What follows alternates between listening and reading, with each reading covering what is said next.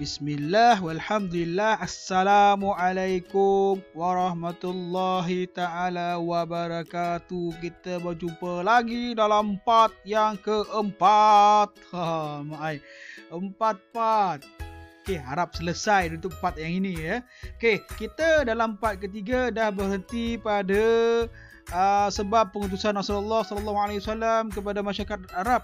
Yang pertama iaitu menyempurnakan akhlak masyarakat Arab ketika itu. Kita masuk dalam yang kedua iaitu apa dia? Kenapa Rasulullah diutuskan kepada masyarakat Arab ketika itu? Kerana semenanjung Arab terletak di antara 4 kuasa besar di dunia ketika itu, iaitu kedudukan yang strategik. Tanah Arab itu mempunyai kedudukan yang strategik. Pada ketika itu ada 4 kuasa besar iaitu Rom, Parsi, Greek dan India. Ada 4 kuasa besar. Okey, kedudukan yang strategik ini menjadikan Islam mudah tersebar ke seluruh tamadun dunia dan pelbagai bangsa ketika itu. Jadi Allah utuskan Nabi Muhammad SAW di samping untuk menyempurnakan akhlak orang Arab, dan juga orang Arab, dan akhirnya nanti akan mudah menyebarkan ajaran Islam. Kita tengok betul. Okey, di belakang ini adalah peta dunia. Yang mana saya zoom kan. Okey. Yang hitam sini adalah tanah Arab. Okey, tanah Arab, kawasan hitam sini, anak-anak. Okey. Baik, saya zoom kan. Tengok tanah Arab. Okey, tanah Arab di sini anak-anak, tanah Arab. Okey, Mekah semua kat sini, di Mekah. Okey. Parsi. Sini adalah kawasan Byzantine Empire, maksudnya Rom. Okey. Okey, Okey, ada India, ada Eropah. Rom, kawasan Rom semua ni. Okey, maksudnya kerajaan Arab ini berada di tengah-tengah. Mereka nak ke sini, mereka akan lalu tanah Arab. Jadi itu maksudnya kedudukan yang strategik. Okey. Kerajaan Parsi ketika itu besar kerajaan Parsi, anak. Okey. Baik. So kedudukan yang strategik memudahkan penyebaran Islam. Itulah sebabnya kenapa diutuskan Nabi Muhammad kepada masyarakat Arab Mekah. Okey, selain tu anak-anak,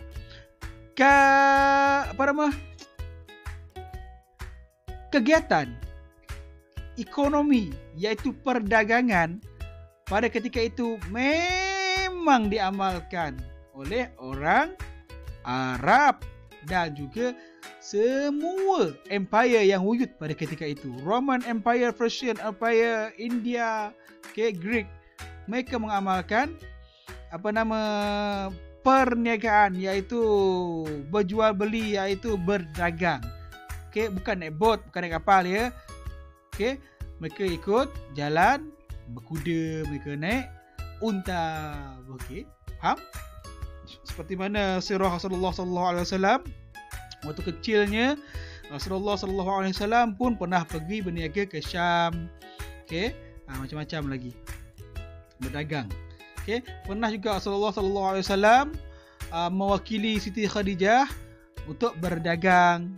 Itu dia. Itu maksudnya urusan jual beli memang ada ketika itu.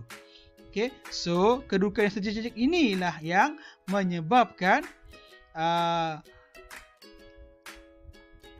kedudukan inilah yang menjadikan tanah Arab itu tempat yang strategik, tempat yang sangat sesuai. Itu maksud dia. Okey anak-anak. Dan juga anak-anak, kamu kena tahu seperti mana yang saya kata sebelum ini, tanah Arab itu dia ada musim melawat Mekah, melawat Kaabah. Maksudnya memang akan ada orang datang ke Mekah.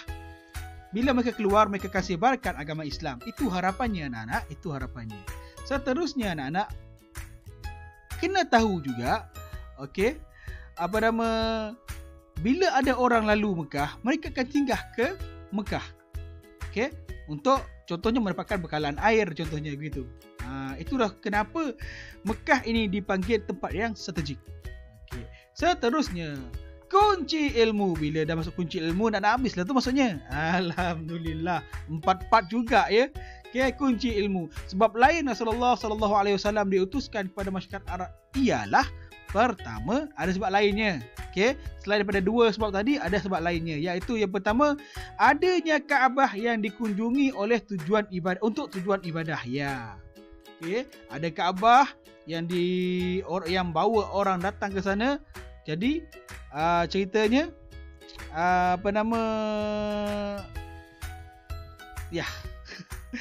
Allahumma salli ala Muhammad. Nabi Muhammad pun diutuskan pada orang Arab Mekah. Okay, sebab Kaabah kat sana. Okay. Seterusnya, keistimewaan bahasa dan budaya Arab.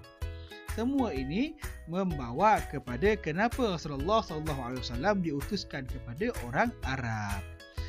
Seterusnya, anak-anak sekalian, okay, tamadun Islam berkembang kerana pertama, anak-anak perlu diingat iman yang tinggi.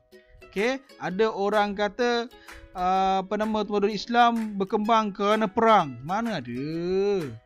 Okay, Islam tak pernah nak berperang kecuali diperang, diserang. Macam di Palestin sekarang ini, mereka nak perang ke? Tidak, mereka diserang. Okay, begitu ceritanya. Mereka diserang. Sebelum orang Palestin, okay, Al-Qassam tu pergi hantar bom ke Israel tu, okay, mereka bunyikan siren dulu. Kenapa perlu ada siren? Sebab untuk menandakan akan diserang, supaya orang yang tak bersalah boleh menyembunyikan diri. Okey, gitu maksudnya. Namun kalau orang Israel diserang aja, dia pergi masjid, diserang masjid, dia naik jet, dia pergi gugurkan bom, pengecut Israel itu. Okey. Astagfirullahaladzim. Iman yang tinggi. Yang kedua, anak-anak, budaya amal soleh. Orang Islam mengamalkan budaya amal soleh. Ini menyebabkan tamadun Islam berkembang maju.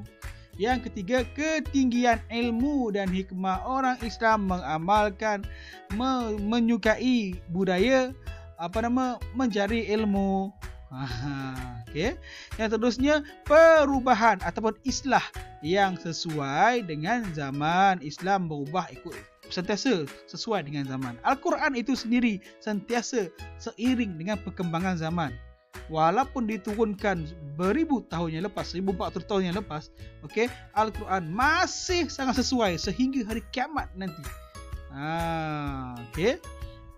Dalamnya ada cerita berkaitan dengan dulu, berkaitan dengan sekarang, dan berkaitan yang akan datang.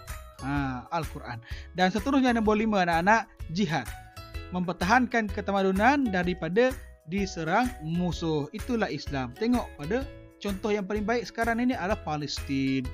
Okey, mereka tak nak perang, namun mereka diserang. Itu menyebabkan mereka berperang. Kena faham anak-anak, yang menyerang sekarang ini adalah Israel, yang diserang adalah Palestin.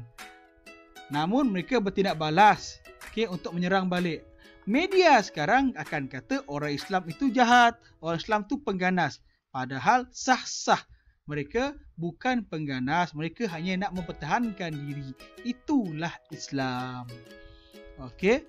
Wallahu alam bisawab. InsyaAllah anak-anak, semoga segala yang dicurahkan pada hari ini merosok ke hati, simpan betul-betul dalam hati, melekat dalam jiwa. Jangan diambil, jangan dibuat indah tak indah saja, kena ambil maklum. Pastikan jiwa kita, diri kita terhindar daripada perkara jahiliah. Okey, jangan sesekali kita menghampiri perkara jahiliah. Okey anak-anak, insya-Allah Allah sayang kita semua, insya-Allah. Okey, selesai. Semoga Allah terus memberikan keselamatan kepada kita semua dan semoga anak-anak semua terus berusaha menimba ilmu walau dalam apa cara, serta menjauhkan diri daripada perkara serta amalan masyarakat jahiliah. Okay, insyaAllah. Sallu ala Nabi. Allahumma salli ala Sayyidina Muhammad wa ala ali Sayyidina Muhammad. Okay. Assalamualaikum warahmatullahi ta'ala wabarakatuh. Alhamdulillah.